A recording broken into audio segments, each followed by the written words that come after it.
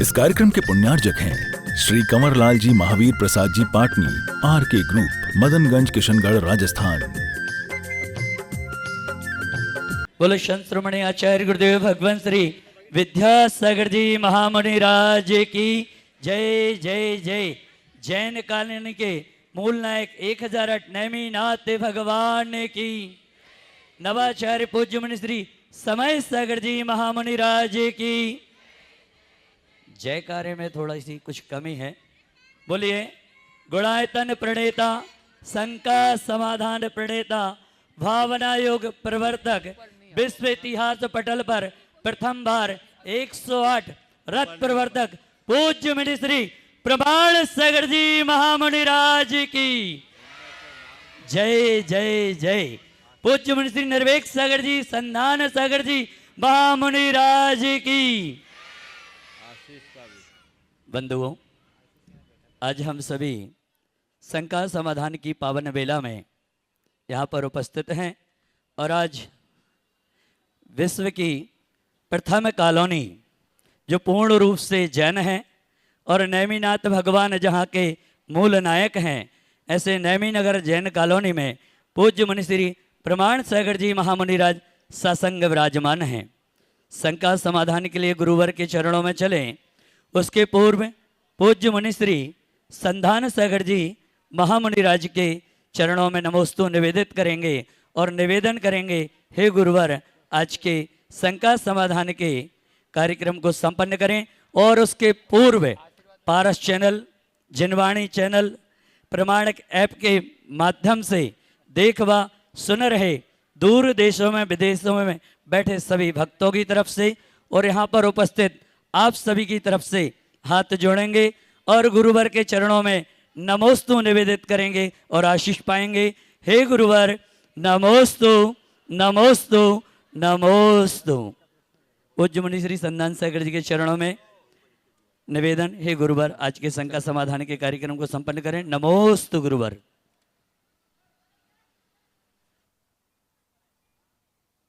आज का यह है शंका समाधान का सत्र अपन गुरु चरणों में प्रारंभ करते हैं और चलते हैं।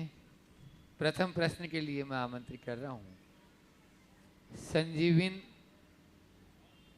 नेमिनाथ महिला मंडल, वे अपना प्रश्न गुरु चरणों में रखें और उसके बाद में तैयार रहेंगे खुशबू अम्बुज जैन, नेमिनगर, इंदौर। नमोस्तु गुरुदेव। गुरुदेव, आज मैं पूरी कॉलोनी की बहनों की ओर से आपके सामने एक समक्ष बात रख रही हूँ। गुरुदेव, कहा जाता है कि सोच वह नहीं जो अपना रास्ता तलाश करे, सही सोच वह है जहाँ वह खड़ा हो जाए वहीं उसका रास्ता बन जाए। कोरोना काल में नेमिनगर महिला संगठन, नेमिनाथ महिला मंडल की इन सभी बहनों ने जैन परिवारों की सहायता के लिए एक संजीवनी कोष की स्थापना की। उस कोष से हम प्रति माह 20 से 25 हज़ार रुपये हम गरीब, निर्धन, ज़रूरतमंद रोगी लोगों को पहुंचाते हैं। आज भी हमने इस कैंसर पेशेंट को 25,000 रुपये की राशि ट्रांसफ़र की। गुरुदेव, मैं चाहती हूँ कि हमारे सभी महिलाएं इसकी मेंबर है पूरी कॉलोनी की और सभी हमें बहुत सहयोग प्रदान करती है। मैं चाहती हूँ कि आप हमें मार्गदर्शन दें कि हम आगे जन जन कल्याण के लिए कैसे आगे आएँ और आपका आशीर्वाद पूरी नेमिनाथ महिला मंडल को मिले। नमोस्तु गुरुदेव। ये बहुत ही प्रशंसनीय बात है, प्रशंसनीय अनुकरणीय बात है कि महिलाएं अपनी बचत से लोगों को बचाने का काम कर रही और ये काम सबको करना चाहिए। सवाल ये नहीं कि राशि कितनी, महत्वपूर्ण ये है कि पहल कैसी। आप लोगों ने जो ये पहल की है बहुत ही सार्थक पहल है और मैं सभी महिला मंडलों से कहूँगा आप लोग ज़्यादा मत करो। अपनी किटी का जो रुपया होता है ना उनको ऐसे कार्यों में लगा दो तो बहुतों की जान बच जाएगी। बचेगी कि नहीं बोलो? क्यों ना हम रचनात्मक दिशा में ऐसा काम करें। आप लोग ये महसूस करती होंगी कि आज के समय में समाज में जिस तरह के अभाव हैं और अल्पता उससे ग्रसित लोगों के सामने 25,000 रुपये बहुत थोड़ा है, पर बूंद बूंद से घट बढ़ता है। इसलिए अगर एक एक महिला संगठन ने ऐसा किया, इसको थोड़ा और बढ़ाते जाए तो उसमें कई शून्य लग सकते हैं और इसी शून्य से हम बहुतों को पूर्णता प्रदान कर सकते हैं। मैं ऐसे तो हमेशा सभी से कहता हूँ कि साधर्मी भक्ति का प्रयास हम सबको करना चाहिए, साधर्मी जनों के प्रति वात्सल्य भाव रखना चाहिए, उनके लिए हमें सब प्रकार से सहयोग देना चाहिए। समाज के अन्य लोगों को भी समाज के अभावग्रस्त लोगों के लिए सार्थक प्रयास करना चाहिए। आज जैनों की संपन्नता तो सबको दिखाई पड़ती है, लेकिन जैनों के अंदर रहने वाली गरीबी के दर्शन बहुत कम लोगों को होते हैं। मैंने इसे बहुत निकटता से देखा है। आप सबको आश्चर्य होगा सुनकर, मैं एक ऐसे व्यक्ति के घर आहार करके आया हूँ जो पल्लेदारी करता था, मुठिया था, मुठिया समझते हैं, हमाली करने वाले, उसके घर आहार करा हूँ। मैं ऐसे व्यक्ति के घर भी आहार किया हूँ जो रिक्शा चलाता है। तो हर प्रकार के लोग हैं। जहाँ हमारे समाज में सुसंपन्न धनाढ्य लोग भी हैं, तो वहीं गरीब लोग भी आज हैं। हमारी ये जिम्मेदारी होती है कि यदि जैन समाज एक संपन्न समाज के नाम से पहचाना जाता है, तो जैनियों में एक भी गरीब न बचे, हर कोई संपन्न हो जाए। और उस संपन्नता के लिए कुछ नहीं करना। हर संपन्न व्यक्ति यदि ये तय कर ले, और हर संपन्न व्यक्ति की बात नहीं करता हूँ, जैन समाज में 10% लोग ऐसे हैं जो अति संपन्न हैं, और मेरे अनुमान से 10% लोग ही ऐसे होंगे जिन्हें सहायता की ज़रूरत है। हर अति संपन्न व्यक्ति अपने मन में प्रण ले ले कि मैं एक व्यक्ति, एक परिवार को संभालेंगे, तो हमारे समाज में एक भी गरीब नहीं रह पाएगा। इंदौर से इसकी शुरुआत होनी चाहिए। अच्छा है आपने ये प्रसंग छेड़ दिया। अभी बीच के दिनों में आप सबको पता ही होगा, जब गुणायतन का अधिवेशन हुआ, आज अशोक जी अपनी बात कहने वाले थे, मैंने उनसे कहा था कल कहना, लेकिन प्रसंग निकल गया तो आज ही कह देता हूँ। कह दूँ? अभी गुणायतन का जब अधिवेशन हुआ, यहाँ बात आई, एक प्रस्ताव अशोक जी ने ही रखा कि आज भी समाज में बहुत से अभावग्रस्त लोग हैं, और गुणायतन चूँकि जन कल्याणकारी उपक्रमों को पूरा करने के लिए भी उत्साहित हो रहा है, तो क्यों ना हम समाज के अभावग्रस्त लोगों के लिए सहयोग देने का प्रयास करें। तो इस बार गुणायतन के द्वारा जो 5 संकल्प और प्रस्ताव पारित किए गए, उसमें 2 प्रस्ताव बहुत प्रमुख थे जिसको इंदौर से जोड़ा गया। एक ये कि इंदौर में अध्ययनशील छात्र छात्राओं के लिए छात्रावास की स्थापना की जाए, और इंदौर से शुरुआत हो, भारत के 5 शहरों में हो। आप लोग कवायद कर रहे हैं, मुझे लगता है 2-4 दिन में वह योजना मूर्त रूप ले लेगी। और समाज के अभावग्रस्त लोगों के लिए सहयोग देने के लिए अशोक जी का ही प्रस्ताव था कि यहाँ के हम समाज का आर्थिक सर्वेक्षण कराकर समाज के अभावग्रस्त लोगों को अन्य प्रकार का सहयोग दें, जिससे उनको संरक्षण प्राप्त हो सके, संबल मिल सके। और उसकी भी शुरुआत देश के 5 शहरों में है, जिसमें इंदौर है। ये कार्यक्रम चल रहा है। आप लोगों से मेरा ये कहना है कि इस तरह के उपक्रमों से जुड़िए।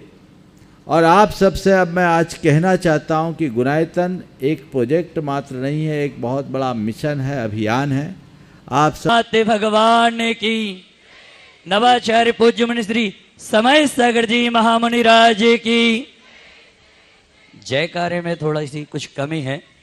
बोलिए, गुणायतन प्रणेता, शंका समाधान प्रणेता, भावना योग प्रवर्तक, विश्व इतिहास पटल पर प्रथम बार 108 रथ प्रवर्तक पूज्य मुनि श्री प्रमाण सागर जी महामुनि राज की जय जय जय।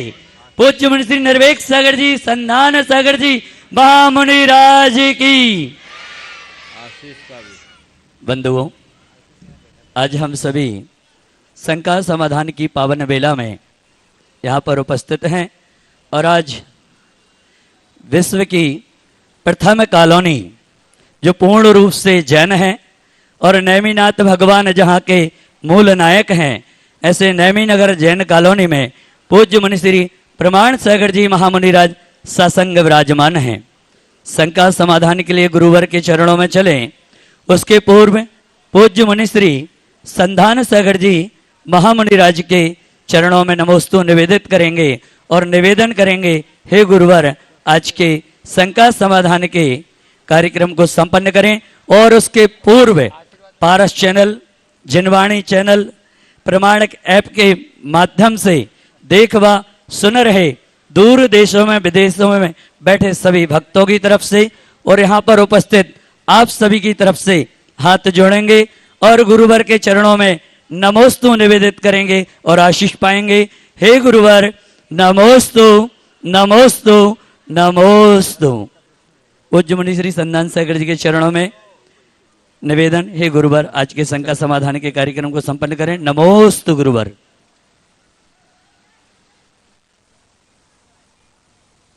आज का ये है शंका समाधान का सत्र अपन गुरु चरणों में प्रारंभ करते हैं और चलते हैं। प्रथम प्रश्न के लिए मैं आमंत्रित कर रहा हूं संजीविन नेमिनाथ महिला मंडल, वे अपना प्रश्न गुरु चरणों में रखें और उसके बाद में तैयार रहेंगे खुशबू अंबुज जैन, नेमीनगर, इंदौर। नमोस्तु गुरुदेव। गुरुदेव, आज मैं पूरी कॉलोनी की बहनों की ओर से आपके सामने एक समक्ष बात रख रही हूँ। गुरुदेव, कहा जाता है कि सोच वह नहीं जो अपना रास्ता तलाश करे, सही सोच वह है जहाँ वह खड़ा हो जाए वहीं उसका रास्ता बन जाए।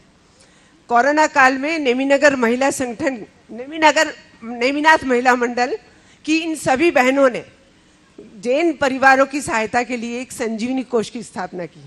उस कोष से हम 25,000 रुपये हम गरीब, निर्धन, जरूरतमंद रोगी लोगों को पहुंचाते हैं। आज भी हमने इस कैंसर पेशेंट को 25,000 रुपये की राशि ट्रांसफर की। गुरुदेव, मैं चाहती हूँ कि हमारे सभी महिलाएं इसकी मेंबर है पूरी कॉलोनी की और सभी हमें बहुत सहयोग प्रदान करती है। मैं चाहती हूँ कि आप हमें मार्गदर्शन दें कि हम आगे जन जन कल्याण के लिए कैसे आगे आएं और आपका आशीर्वाद पूरी नेमिनाथ महिला मंडल को मिले। नमोस्तु गुरुदेव। यह बहुत ही प्रशंसनीय बात है, प्रशंसनीय अनुकरणीय बात है कि महिलाएं अपनी बचत से लोगों को बचाने का काम कर रही, और ये काम सबको करना चाहिए। सवाल ये नहीं कि राशि कितनी, महत्वपूर्ण ये है कि पहल कैसी। आप लोगों ने जो ये पहल की है बहुत ही सार्थक पहल है, और मैं सभी महिला मंडलों से कहूँगा आप लोग ज़्यादा मत करो, अपनी किटी का जो रुपया होता है ना उनको ऐसे कार्यों में लगा दो तो बहुतों की जान बच जाएगी। बचेगी कि नहीं बोलो? क्यों ना हम रचनात्मक दिशा में ऐसा काम करें। आप लोग ये महसूस करती होंगी कि आज के समय में समाज में जिस तरह के अभाव हैं और अल्पता है उससे ग्रसित लोगों के सामने 25,000 रुपये बहुत थोड़ा है, पर बूंद बूंद से घट बढ़ता है। इसलिए अगर एक एक महिला संगठन ने ऐसा किया, इसको थोड़ा और बढ़ाते जाए तो उसमें कई शून्य लग सकते हैं और इसी शून्य से हम बहुतों को पूर्णता प्रदान कर सकते हैं। मैं ऐसे तो हमेशा सभी से कहता हूँ कि साधर्मी भक्ति का प्रयास हम सबको करना चाहिए, साधर्मी जनों के प्रति वात्सल्य भाव रखना चाहिए, उनके लिए हमें सब प्रकार से सहयोग देना चाहिए। समाज के अन्य लोगों को भी, समाज के अभावग्रस्त लोगों के लिए सार्थक प्रयास करना चाहिए। आज जैनों की संपन्नता तो सबको दिखाई पड़ती है, लेकिन जैनों के अंदर रहने वाली गरीबी के दर्शन बहुत कम लोगों को होते हैं। मैंने इसे बहुत निकटता से देखा है। आप सबको आश्चर्य होगा सुनकर, मैं एक ऐसे व्यक्ति के घर आहार करके आया हूँ जो पल्लेदारी करता था, मुठिया था। मुठिया समझते हैं, हमाली करने वाले, उसके घर आहार करा हूँ। मैं ऐसे व्यक्ति के घर भी आहार किया हूँ जो रिक्शा चलाता है। तो हर प्रकार के लोग हैं। जहाँ हमारे समाज में सुसंपन्न धनाढ्य लोग भी हैं, तो वहीं गरीब लोग भी आज हैं। हमारी ये जिम्मेदारी होती है कि यदि जैन समाज एक संपन्न समाज के नाम से पहचाना जाता है, तो जैनियों में एक भी गरीब न बचे, हर कोई संपन्न हो जाए। और उस संपन्नता के लिए कुछ नहीं करना। हर संपन्न व्यक्ति यदि ये तय कर ले, और हर संपन्न व्यक्ति की बात नहीं करता हूँ, जैन समाज में 10% लोग ऐसे हैं जो अति संपन्न हैं, और मेरे अनुमान से 10% लोग ही ऐसे होंगे जिन्हें सहायता की जरूरत है। हर अति संपन्न व्यक्ति अपने मन में प्रण ले ले कि मैं एक व्यक्ति, एक परिवार को संभालेंगे, तो हमारे समाज में एक भी गरीब नहीं रह पाएगा। इंदौर से इसकी शुरुआत होनी चाहिए। अच्छा है आपने ये प्रसंग छेड़ दिया। अभी बीच के दिनों में आप सबको पता ही होगा, जब गुणायतन का अधिवेशन हुआ, आज अशोक जी अपनी बात कहने वाले थे, मैंने उनसे कहा था कल कहना, लेकिन प्रसंग निकल गया तो आज ही कह देता हूँ। कह दूँ? अभी गुणायतन का जब अधिवेशन हुआ, यहाँ बात आई, एक प्रस्ताव अशोक जी ने ही रखा कि आज भी समाज में बहुत से अभावग्रस्त लोग हैं, और गुणायतन चूंकि जन कल्याणकारी उपक्रमों को पूरा करने के लिए भी उत्साहित हो रहा है, तो क्यों ना हम समाज के अभावग्रस्त लोगों के लिए सहयोग देने का प्रयास करें। तो इस बार गुणायतन के द्वारा जो 5 संकल्प और प्रस्ताव पारित किए गए, उसमें 2 प्रस्ताव बहुत प्रमुख थे जिसको इंदौर से जोड़ा गया।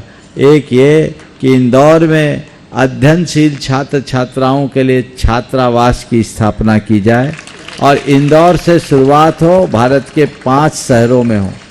आप लोग कवायद कर रहे हैं, मुझे लगता है 2-4 दिन में वह योजना मूर्त रूप ले लेगी। और समाज के अभावग्रस्त लोगों के लिए सहयोग देने के लिए अशोक जी का ही प्रस्ताव था कि यहाँ के हम समाज का आर्थिक सर्वेक्षण कराकर समाज के अभावग्रस्त लोगों को अन्य प्रकार का सहयोग दें, जिससे उनको संरक्षण प्राप्त हो सके, संबल मिल सके। और उसकी भी शुरुआत देश के 5 शहरों में है, जिसमें इंदौर है। ये कार्यक्रम चल रहा है। आप लोगों से मेरा ये कहना है कि इस तरह के उपक्रमों से जुड़िए। और आप सबसे अब मैं आज कहना चाहता हूँ कि गुणायतन एक प्रोजेक्ट मात्र नहीं है, एक बहुत बड़ा मिशन है, अभियान है। आप सब उसका हिस्सा बनिए, उसके साथ जुड़कर, उसके सदस्य बनकर यदि आप इस तरह का काम करते हैं, तो बहुत सारे घरों में आप उजाला भर सकोगे। समाज में कोई अभावग्रस्त नहीं होगा, कोई कमज़ोर नहीं होगा। इसकी विधिवत पूरी जानकारी आप लोगों को कल दी जाएगी, लेकिन आज से ही अपनी मानसिकता बनाइए। हमें ये प्रयास करना चाहिए। हमारे शास्त्रों में लिखा है कि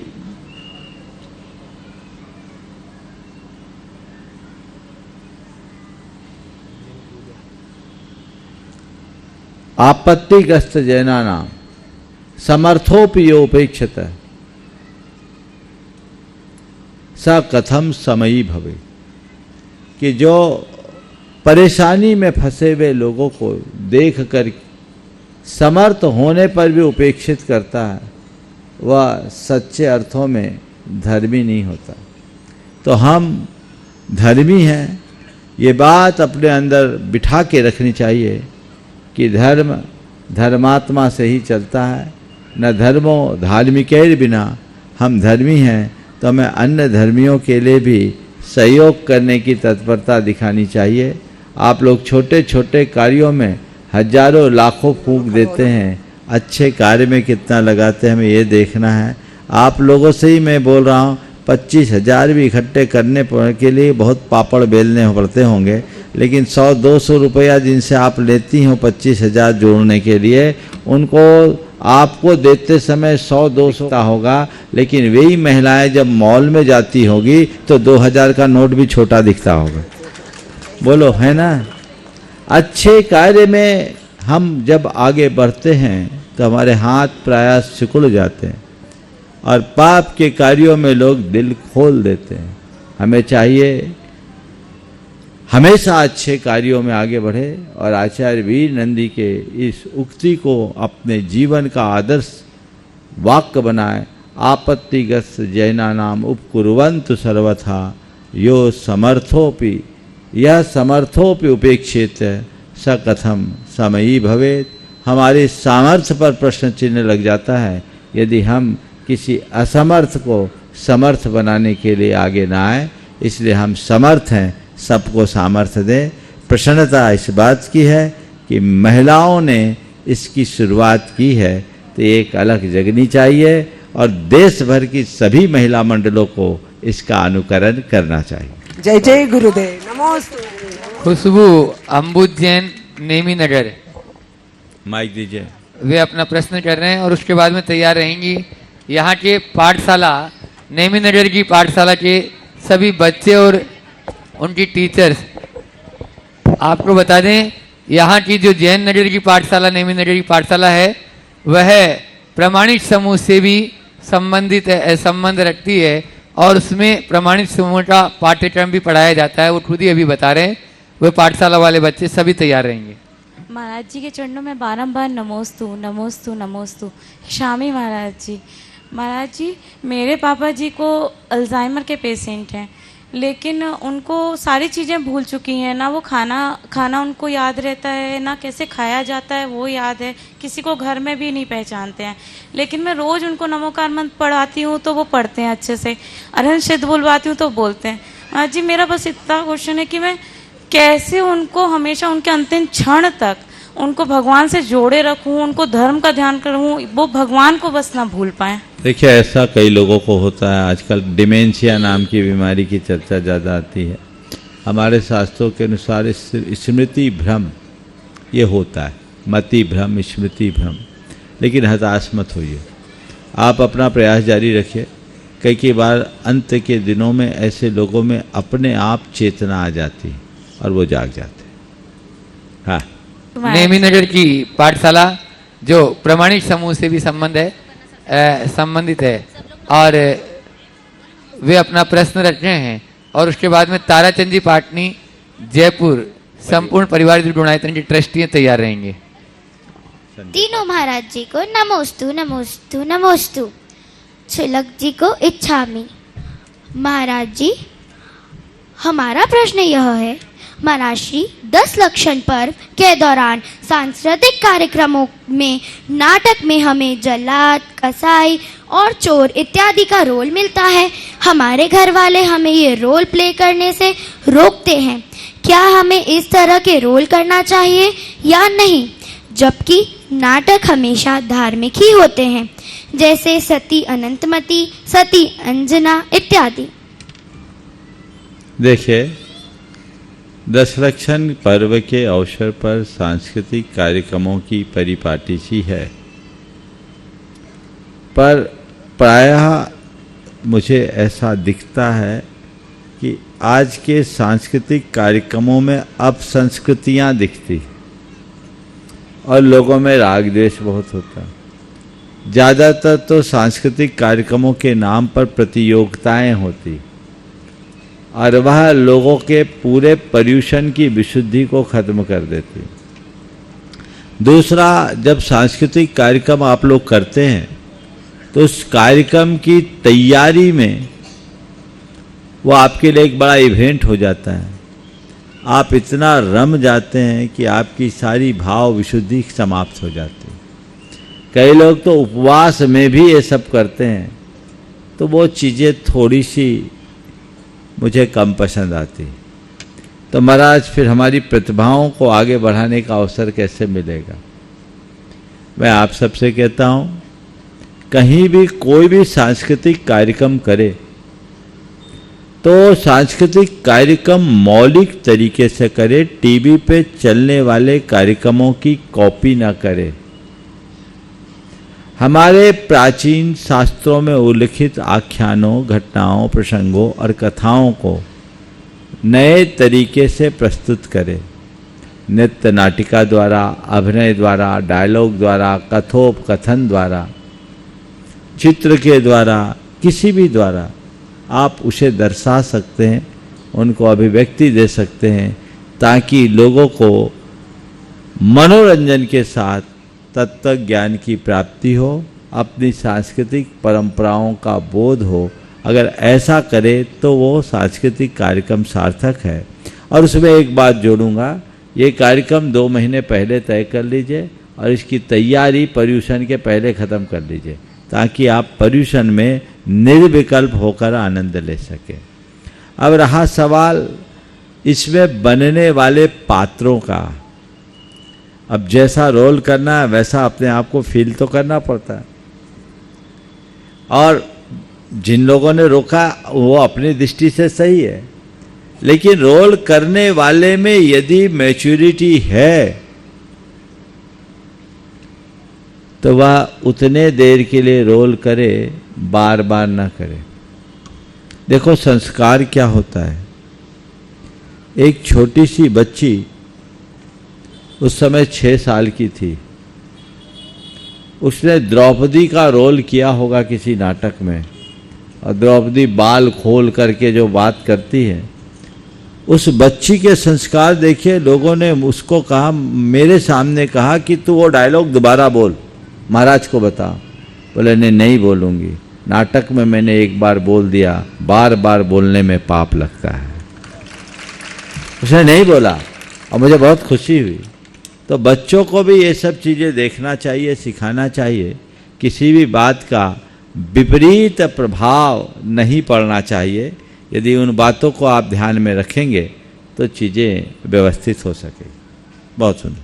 चलिए, अपने बीच में आज जयपुर से ताराचंद जी पाटनी पूरे परिवार के साथ में, जो डुनाइपन के ट्रस्टी हैं। ताराचंद जी पाटनी का परिवार आया, वो नहीं आया, हाँ, वो ऊपर गए। हाँ। ताराचंद जी पाटनी का पूरा परिवार यहाँ पर उपस्थित है। वे अपना प्रश्न गुरु चरणों में रखें और उसके बाद में तैयार रहेंगे यहाँ के श्री दिगंबर महिला संगठन नेमी नगर। महाराज श्री के चरणों में नमोस्तु नमोस्तु नमोस्तु, समस्त मुनि संघ के चरणों में नमोस्तु नमोस्तु। महाराज श्री, मेरी संख्या ये है कि आजकल डेस्टिनेशन शादियां होने लग गई, लेकिन ये है कि जो रात्रि भोजन नहीं करे वो माँ बाप को सब कुछ सहन करना पड़ता है और उसे दोष भी लगता होगा शायद। तो महाराज श्री, ऐसा क्या करें कि इस हिंसाओं से बचे? और आजकल होटलों में 3-3 दिन रहना पड़ता है और जैनियों में तो रात्रि भोजन का चलन पूरा हो चुका है। तो महाराज श्री, ऐसा क्या करें कि इन चीज़ों से बचें? आप का दूर कीजिए। बहुत ही गंभीर और विचारणीय सवाल है। जैसे जैसे समाज में संपन्नता बढ़ रही है, आधुनिकता भी बढ़ने लगी है, और बढ़ती हुई आधुनिकता के परिणाम स्वरूप हमारी मौलिक पहचान खोते जा रही है। डेस्टिनेशन वेडिंग आज आम हो गई है और इसमें बर्बादी भी है। हमारे शास्त्रों में तो लिखा है कि विवाह कहाँ करो, क्वचित पुण्याश्रम में, किसी पवित्र स्थान पर ही विवाह करो। एक बार एक व्यक्ति ने कहा कि पहले के विवाह ज़्यादा टिकाऊ होते थे, आजकल के विवाह टिकते क्यों नहीं? उन्होंने जिस भी दृष्टि से कहा, पर एक दृष्टि से मुझे उनका एक तर्क अच्छा लगा कि पहले के विवाह इसलिए टिक जाते थे कि क्योंकि पहले विवाह घर या मांगलिक स्थानों में होते थे, आजकल के विवाह सब होटलों में होते हैं, तो विवाह भी होटल जैसे हो गए। ये बात अलग विषय है, लेकिन ये भी एक कारण है। द्रव्य, क्षेत्र, काल, भाव का प्रभाव तो पड़ता है। आप लोग सोचिए, जिस भी 5 स्टार होटलों में आप लोग विवाह आदि कार्यक्रम संपन्न करते हैं, आजकल तो घंटों से मिलता है। आज आपका विवाह, एक दिन पहले किसी दूसरे का विवाह हुआ और वहाँ सभी को अभक्ष्य वस्तुएं परोसी गई, वहाँ अनेक प्राणियों की हिंसा भी हुई। उसी स्थान पर आपके वैवाहिक कार्यक्रम संपन्न होते हैं तो उनकी आहें भी तो वहाँ गूंजती होगी, और जहाँ किसी दीन दुखी मूक निरीह प्राणी की आह गूंजेगी, वहाँ तो फिर राह कहाँ है, ये विचार करना है। इसलिए डेस्टिनेशन वेडिंग के विषय में विचार करना चाहिए, और यदि आप लोग करते ही हो तो उसका स्थान पवित्र होना चाहिए। धर्म स्थानों में करिए ताकि वो व्यवस्थित हो सके, और दिन में कीजिए। ये बहुत ही लज्जाजनक दिखती है कि जैनियों के वैवाहिक कार्यक्रमों में दिन में खाने वाले जैनियों को अपना भोजन ढूंढना पड़ता है। कितनी लज्जाजनक बात है।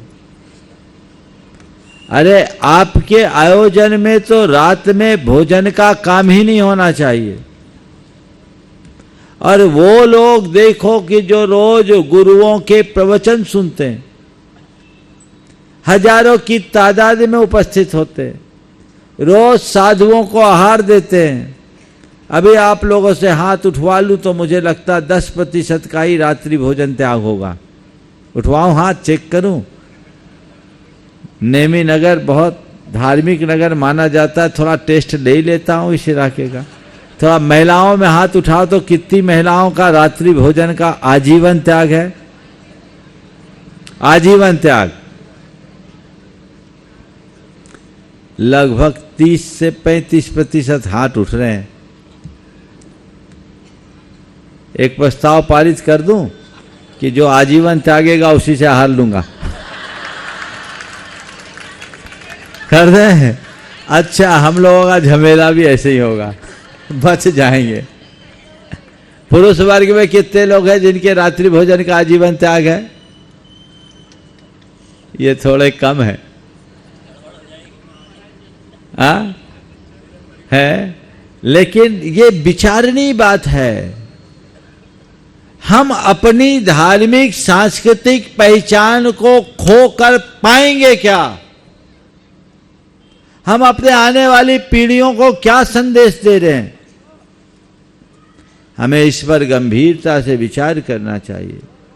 यदि आपकी मजबूरी है तो एक दिन के लिए भी त्याग करने की जरूरत नहीं है, और प्रवृत्ति है तो एक दिन भी ग्रहण करने की जरूरत नहीं। आप देखिए, आप रात में खाते हो किसी मजबूरीवश, या रात में खाना आपकी प्रवृत्ति बन गई। जैनियों में रात में खाना तो ऐसे कम होता है, पर पार्टियों में लोग रात में ही खाने को जाते हैं। ज्यादातर लोग बोलते हैं महाराज जी महीने में 3-4 दिन की छूट दे दो, यानी हर संडे को आउटिंग के लिए जाएं और बाहर जाएं और रात में खाएं। अरे भैया, आउटिंग में जाओ ना, दिन में भी तो आउटिंग हो सकती है। हाँ, देखिए नहीं, यह आपके सेहत के लिए भी ठीक है और धर्म के लिए भी ठीक है, और आपकी सामाजिक सांस्कृतिक पहचान का आधार भी है। क्या आप लोग ऐसी पहल नहीं कर सकते? व्यक्ति से इनका त्याग कीजिए। जब रात में खाने वाले मिलेंगे नहीं तो अपने आप दिन में व्यवस्था होगी। एक समय था जब अजैन बंधु आप लोगों को बुलाते थे तो जैनियों के लिए लिखते थे कि आपके लिए दिन में व्यवस्था है, और आज हमारा तो सब चलता है कहकर धर्म को ही चलता कह रहे हैं। क्या कर रहे हैं आप? जागना चाहिए, परिवर्तन होना चाहिए, सोच बदलना चाहिए। आप देखिए, कहाँ अक्षय कुमार का स्टेटमेंट आपने सुना होगा, शाम 6:30 बजे के बाद पानी भी नहीं पीता, सुपरस्टार होकर के, और उसकी सेहत आप देख लीजिए। अभी नवजीत सिंह सिद्धू की बात आई, उनने अपनी धर्मपत्नी को कैंसर से मुक्त किया दिन में भोजन कराकर, जैन पद्धति को अपनाकर। वो लोग जो जन्मना जैन नहीं है वो आपकी परंपरा को अपना रहे हैं और आप अपनी परंपरा को खंडित करने में अपनी शान समझ रहे हैं। ये घोर निंदनीय कृत्य है, अवांछनीय है, इससे बचना चाहिए। मैं युवाओं से कहता हूं, भैया सब खो दे, अपनी पहचान मत खोएं। हम जैन हैं तो जैनत्व को हम तभी सुरक्षित रख पाएंगे जब अपनी पहचान को सुरक्षित रखेंगे। इसलिए इस पर सभी को ध्यान देना ही चाहिए। आगे बुलाऊं उससे पहले मैं देख रहा हूं अपनी इस आज के संकट समाधान के सत्र में हजारीबाग से अपने बीच में पूज्य महाराज श्री जी जिस माटी में जन्म लिए, जिस माटी में इनके औदारिक शरीर का जन्म हुआ, ऐसी माटी हजारीबाग से, झारखंड से अपने बीच में अनुज भ्राता बिंदु भैया, जोरदार ताली बजाइए। और पायल यहाँ पर हैं, वे आ जाएं, मंच पर आ जाएं। आज विशेष अवसर पर वे गुरु चरणों में आशीर्वाद ग्रहण करने आए हैं। और मैं चाहूंगा धर्म प्रभावना समिति के अध्यक्ष अशोक जी दोषी और यहाँ के अध्यक्ष और मंत्री जी नेमीनगर कॉलोनी के, इनका स्वागत अभिनंदन करेंगे। महिला सम्मान के लिए भी अब रानी दोषी जी यहाँ पर उपस्थित हैं। रानी दोषी आ जाएं। और विशेष अवसर है कि कल 25वीं वैवाहिक वर्षगांठ ये गुरु चरणों में यहाँ पर आए हैं। जोरदार तालियां बिंदु भैया, अरविंद भैया और पायल के लिए।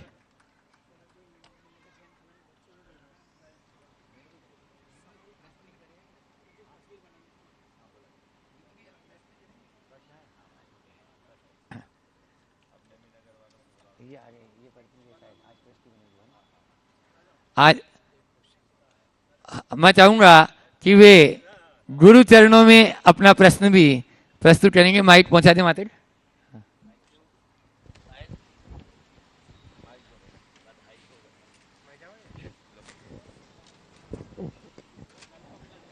पायल जी प्रश्न कर रही हैं और उसके बाद में दिलीप जी, रश्मि जी, बाटलीवाल, पूरा बाटलीवाल परिवार तैयार रहेगा आज जो गुणायतन से संबंध भी हुए हैं।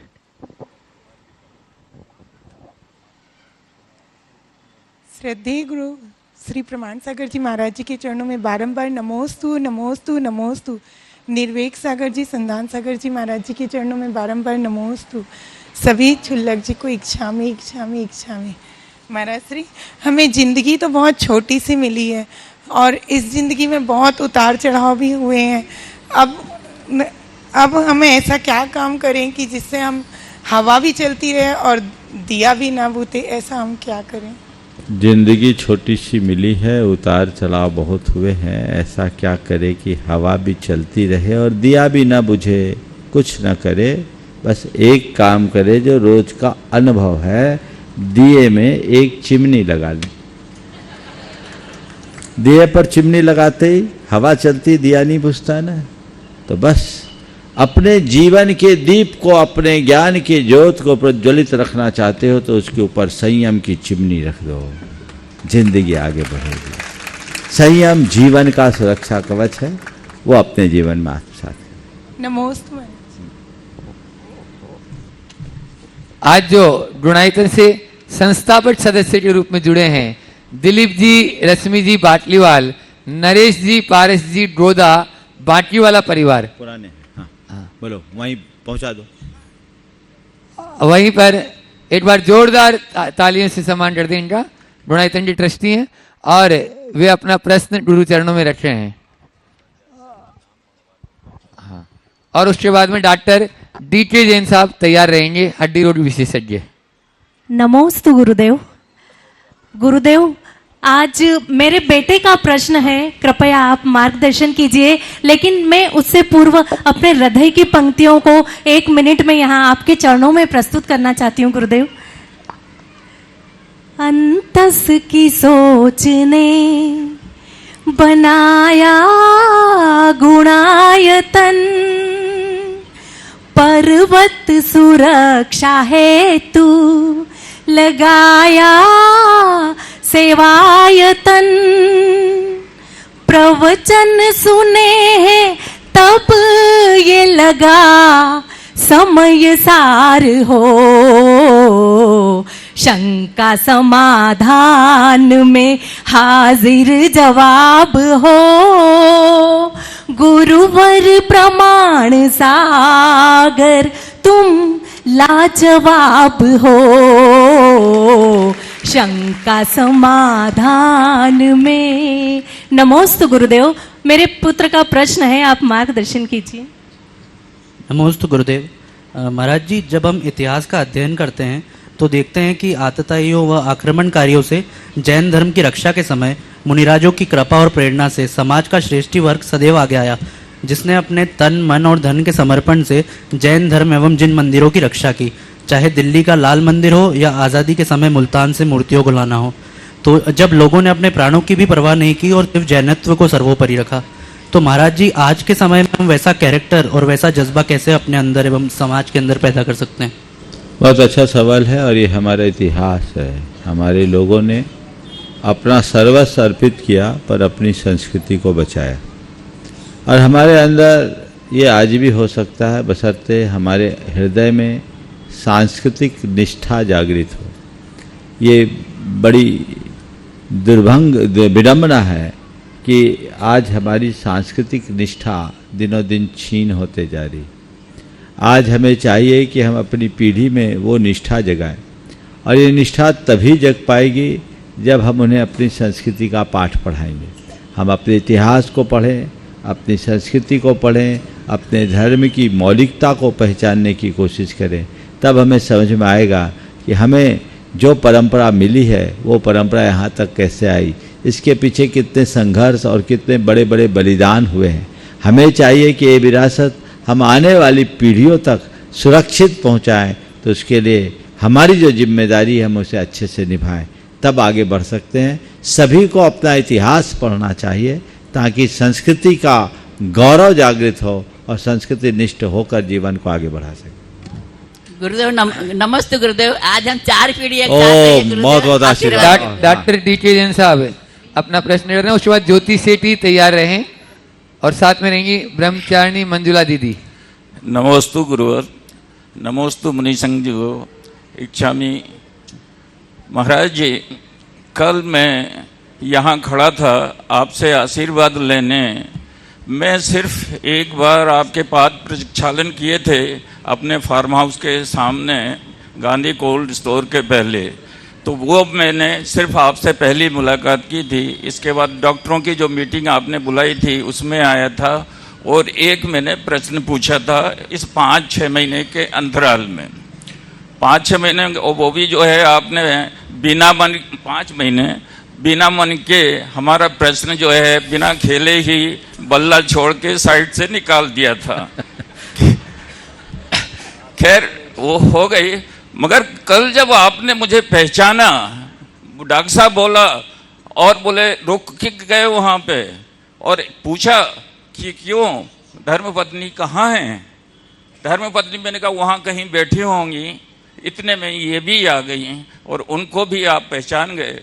तो मैं आपकी याददाश्त देख के आपका मुरीद हो गया। पहले शायद इतना बड़ा भक्त नहीं था, भक्त कहूँ या मेरे को आचार्य श्री का तो बहुत धन्यवाद। मेरे छोटे छोटे 2 प्रश्न हैं। एक तो पूछो पहले। हाँ नहीं, 2 प्रश्न महाराज जी। पूछो जल्दी से। इसलिए कि कल मेरा नंबर नहीं आया था, तो एक कल का और एक आज का। महाराज जी, मैं खुरई गुरुकुल से पढ़ा, मोरारजी सागर से पढ़ा, और जो है इतना धर्मज्ञ था कि बिना मंदिर के बिना पूजा किए मैं खाना नहीं खाता था। यहाँ तक कि 10वीं क्लास में था, हमारा एनसीसी का कैंप गया। मैं एनसीसी के कैंप में गया, वहाँ रात्रि भोजन मिलता था। मैं कच्चे केले लेके गया और 10 दिन मैंने कच्चे केले निकाल के खा के निकाले। इसके बाद मैं इंदौर आ गया, MBBS किया, MS किया। दक्षिण अमेरिका ओम थोड़ा जल्दी कर लीजिए, समेट लीजिए, थोड़ा और भी बहुत पीछे लोग हैं। दक्षिण अमेरिका चला गया तो उसकी वजह से मेरा धार्मिक जो है लगाव उतना नहीं रहा, प्रोफेशनल लगाव ज़्यादा बढ़ता गया, बिजी हो गए। तो अब मेरा क्वेश्चन ये है कि फिर से धार्मिक लगाव उतना ही प्रगाढ़ करने के लिए क्या प्रोफेशनल लगाव को कम कर दें या छोड़ दें, या धार्मिक लगाव और जो प्रोफेशनल लगाव मेरा चल रहा है उतना ही चले? कुछ मत करिए, आप अपनी बुद्धि को वैसी बना लीजिए जैसी 10वीं क्लास में थी। सॉल्यूशन निकल जाएगा, समझ गए? वो अगर हो गई ना तो अपने आप रास्ता निकल जाएगा। छोटा सा प्रश्न दूसरा है, एक ही करे तो अच्छा है, कल के लिए बहुत वो सामाजिक जल्दी सामाजिक प्रश्न है। हाँ बोलो। आदिनाथ भगवान जब हुए थे, वेदों में उनका उल्लेख मिलता है, और उसके बाद 24वें तीर्थंकर महावीर हुए हैं जो कि 500 साल पहले क्रिसमस अपने ईसा मसीह से पहले हुए हैं, और जो है बुद्ध महावीर स्वामी के समकालीन रहे हैं।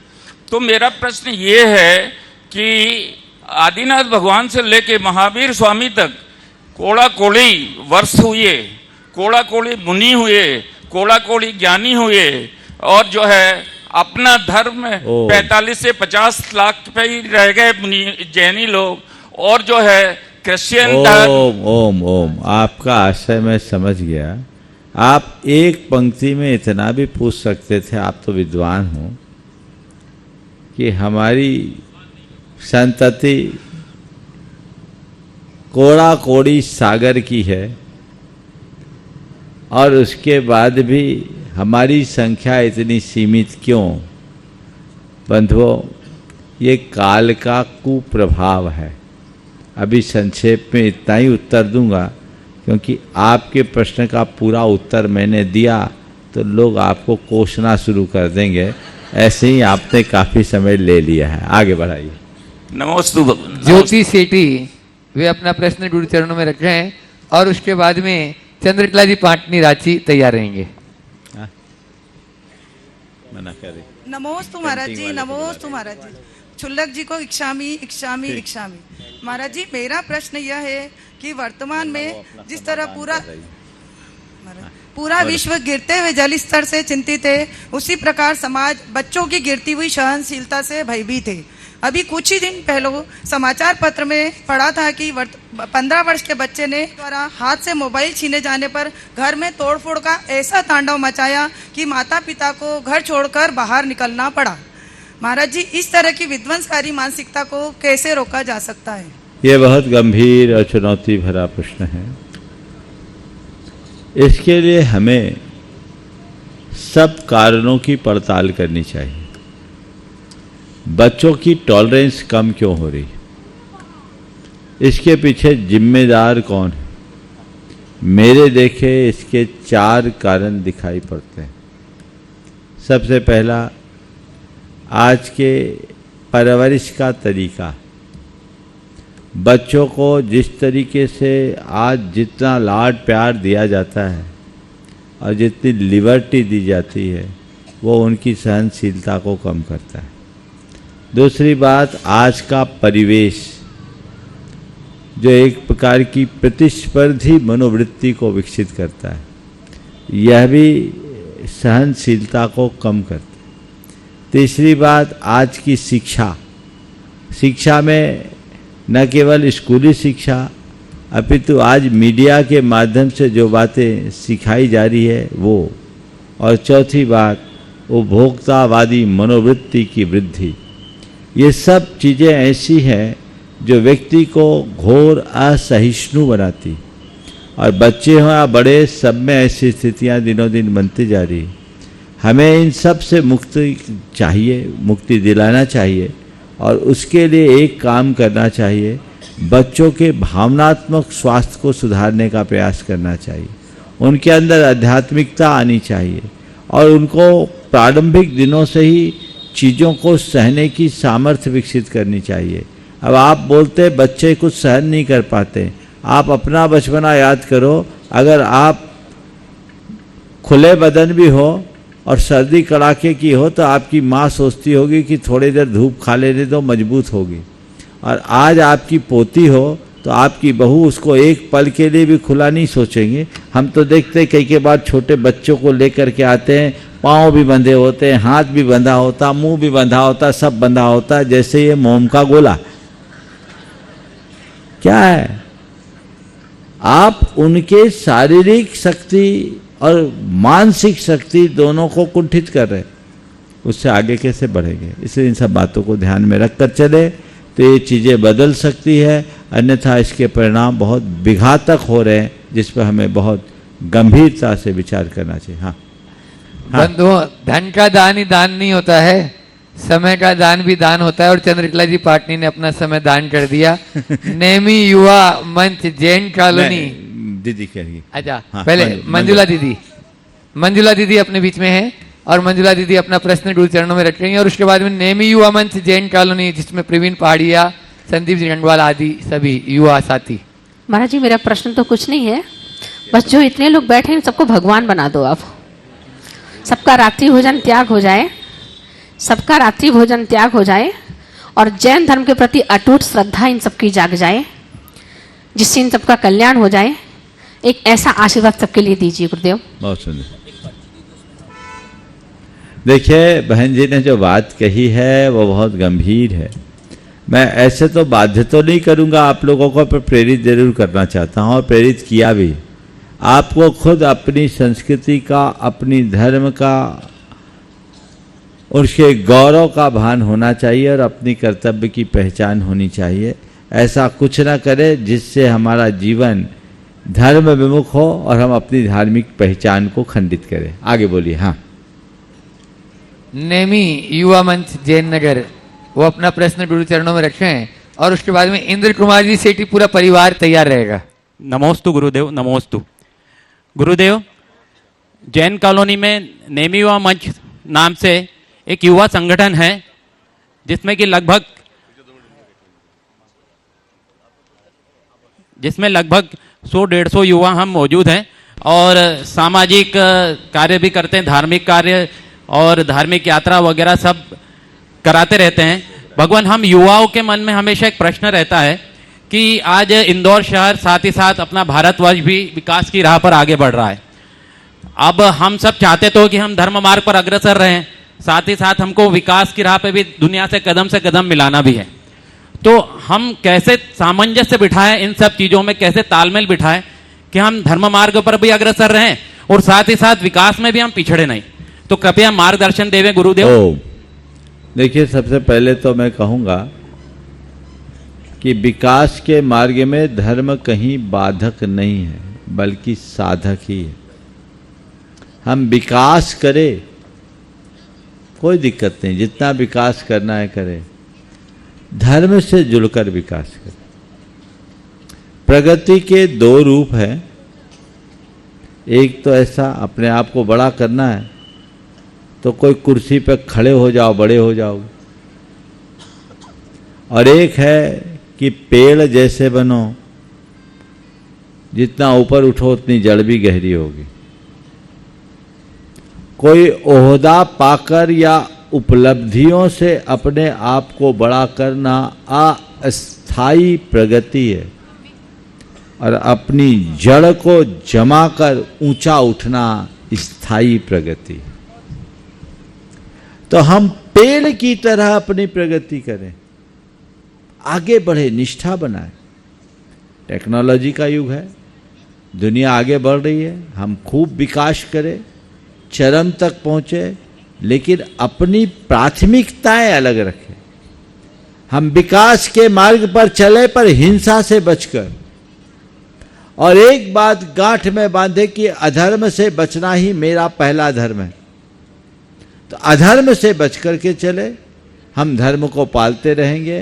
अपनी प्राथमिकताएं हम ऐसी बनाएं ताकि हमें अपनी धार्मिक क्रियाकलापों के लिए भी समय मिल सके और हम अपने धार्मिक, सामाजिक, सांस्कृतिक दायित्वों को भी पूरा कर सके।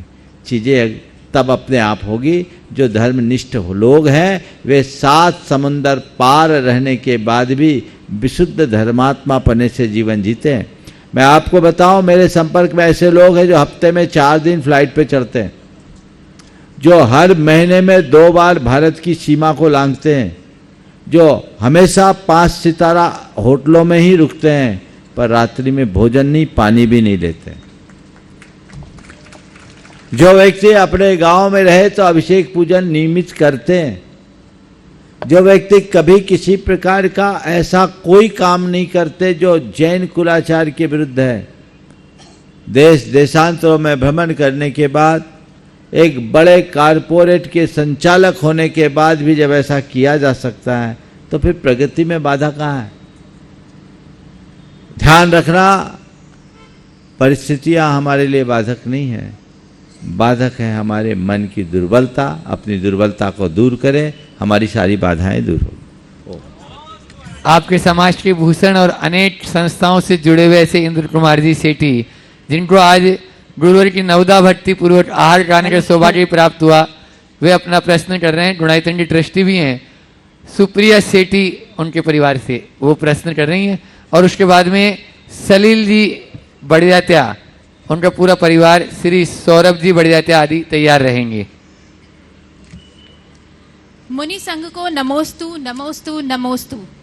चुल्लक जी को इच्छामी।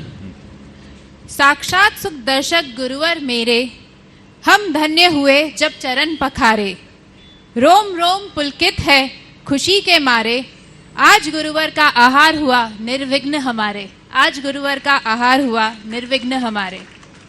हे गुरुवर, ऐसा कहते हैं इस संसार को परमपिता परमेश्वर ने बनाया है, फिर भी कोई अहिंसावादी होता है और कोई हिंसात्मक प्रवृत्ति का, ऐसा क्यों? देखिए, ये लोक धारणा है कि संसार को किसी परमात्मा ने बनाया। जैन दर्शन कहता है ऐसा नहीं, संसार को किसी ने नहीं बनाया।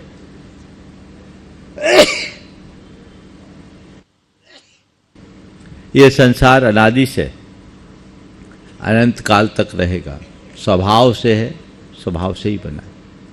ये सब अपने अपने कर्मों का संयोग, किसी के द्वारा बनाया गया नहीं। जिस जीव के जैसे संस्कार होते उसका वैसा जीवन बनता है।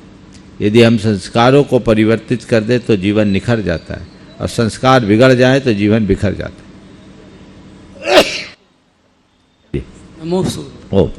बंधुओं, गुणायतन से संस्थापक सदस्य के रूप में सलील जी बड़ियात्या का पूरा परिवार, श्री सौरभ जी बड़ियात्या, सची बड़ियात्या, सहज जी बड़ियात्या, सुची सुरभि लोहाड़िया तथा मुनि लोहाड़िया, वे यहाँ पर उपस्थित हैं।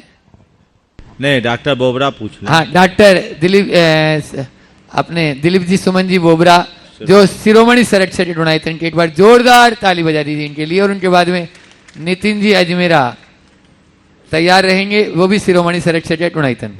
मुनिश्री के मैं बारंबार नमोस्तु नमोस्तु नमोस्तु इच्छामी चुल्लक जी को। इसके पहले कि मैं अपना प्रश्न रखूं, आज का टॉपिक जो है वो रात्रि भोजन पर काफ़ी चला, तो मैं उसके बारे में एक बात करना चाहूँगा कि स्क्रिप्ट यूनिवर्सिटी यूएसए में एक पीएचडी हुई है, उसके आधार पर एक नया कॉन्सेप्ट ग्रो हुआ है, इंटरमिटेंट फास्टिंग। और इंटरमिटेंट फास्टिंग वेट लॉस के लिए पॉपुलर हुआ है।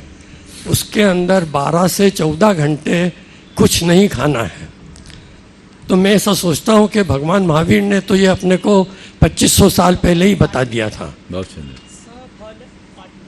उसके अंदर ये एक्सपेरिमेंट्स हुए कि उन्होंने चूहों और रेबिट्स पर एक्सपेरिमेंट किए, और उसके हिसाब से उन्होंने ये बताया कि जो मनुष्य का शरीर है वो दिन और रात के हिसाब से चलता है, और कई बीमारियों का उससे इलाज होता है। तो ये जो इंटरमिटेंट फास्टिंग की बात है, वही तो रात्रि भोजन की बात है। बहुत सुंदर। हाँ, सवाल। क्वेश्चन तो मेरा बहुत छोटा सा है कि अपन जो पक्षाल करते हैं, तो पक्षाल का पानी एक बड़ी मूर्ति का या मून लायक का और छोटी मूर्तियों का अपन मिला सकते हैं क्या, और उसकी एनर्जी का मिक्सचर से कोई फर्क पड़ता है क्या? देखिए, पहले तो मैं चाहूँगा एक बार डॉक्टर साहब का जोरदार अभिनंदन करें। आज 7 समुंदर पार रह कर के भी इन्होंने अपने जीवन में संस्कारों को जिस रूप में साकार किया है वह प्रशंसनीय नहीं, अनुकरणीय और आप लोगों के द्वारा अभिवंदनीय हैं। आप लोग जोरदार जोरदार अभिनंदन करें। और ये केवल स्वयं में नहीं, अपने बच्चों में भी उसी संस्कार के प्रवाह को आगे बढ़ाए। अभी इंटरमीडिएट फास्टिंग वाली जो बात कही, बिल्कुल विज्ञान के द्वारा एकदम सफल रूप से सिद्ध प्रयोग है और हमें इन सब बातों को अपनाना चाहिए और इसका गर्व करना चाहिए कि जैन जीवन शैली कितनी वैज्ञानिक है। हमें इसका अनुकरण करना चाहिए। जहाँ तक भगवान के प्रक्षाल के बाद के गंधोदक के मिश्रण का सवाल है, उत्तम तो यह है कि सब गंधोदक को अलग अलग ही रखना चाहिए। अब एक साथ अनेक जिन बिंबों का प्रक्षाल अभिषेक होता है, इकट्ठे कर देते हैं। गंधोदक की बात क्या कहूँ, आप तो एक ही कपड़े से सब भगवान को प्रक्षाल लेते हैं, जबकि आप खुद दूसरों के टावेल से अपना शरीर प्रक्षालित नहीं करते।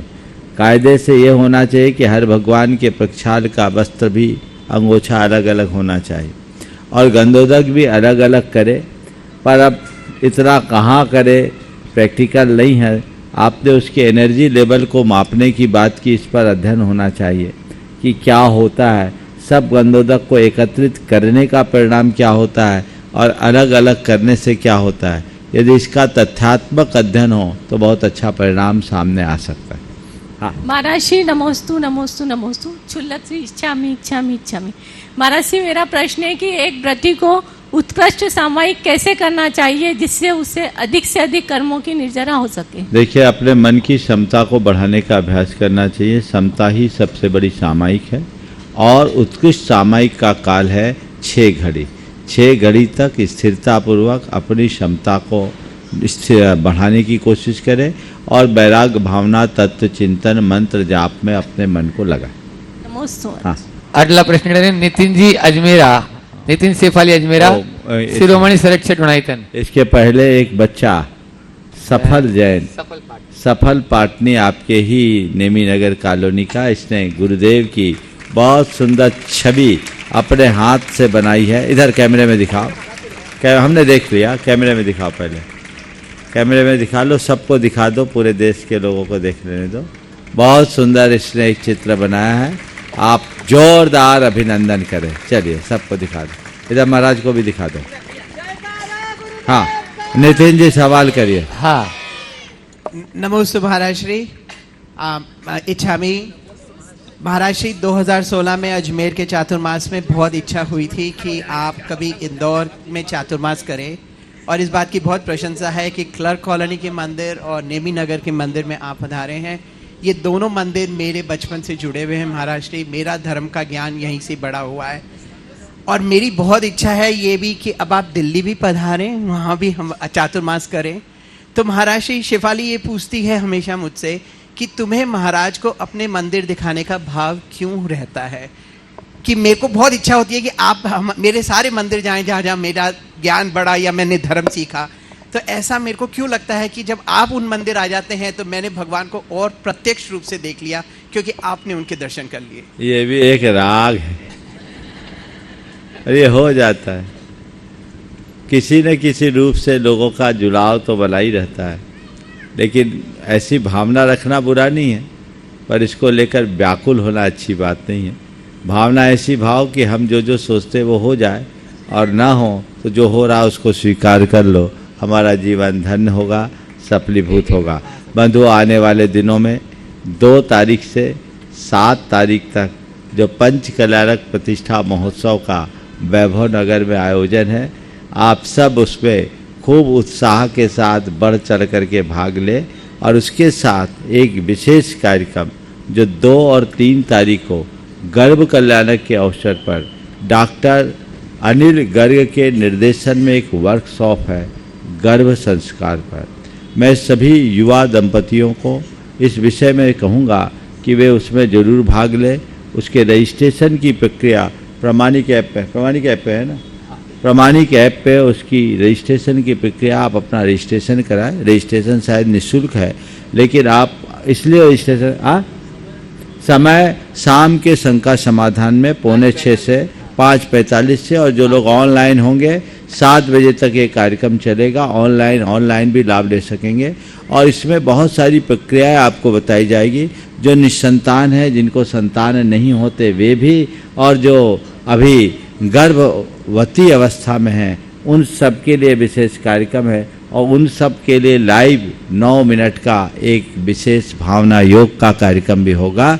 इसलिए सभी इसका पूर्ण लाभ लें और कल प्रातः 6:30 बजे भावना योग आप लोगों के अनुरोध पर यहाँ रखा गया है। समय पूर्ण हो गया। यहीं पर विराम।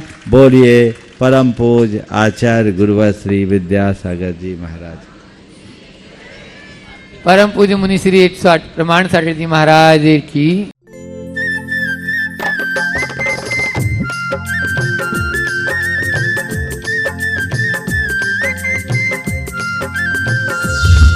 इस कार्यक्रम के पुण्यार्जक हैं श्री कंवरलाल जी महावीर प्रसाद जी पाटनी, आर के ग्रुप, मदनगंज, किशनगढ़, राजस्थान।